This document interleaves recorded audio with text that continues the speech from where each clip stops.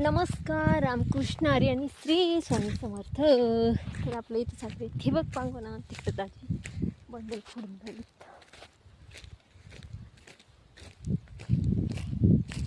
ती नळी घाला ना त्याच्यात का नाही?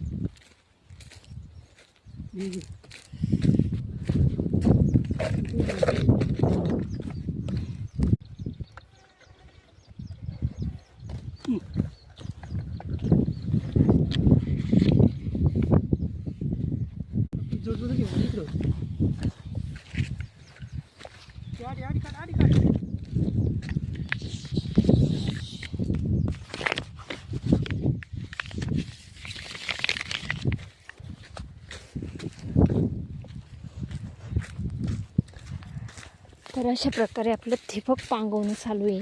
4 वाजलेत आणि आता थोडं ऊन कमी झालं आहे, कारण आपल्याला वाटलं होतं पाऊस येईल.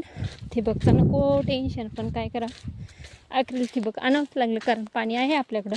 ठिबक नव्हतं, अर्ध्या शेतासाठी ठिबक होतं. आता हे असं मी करून घेऊ राहिले, म्हणजे नंतर मग दाजी कुठ्यात तुटून घेतली त्याला.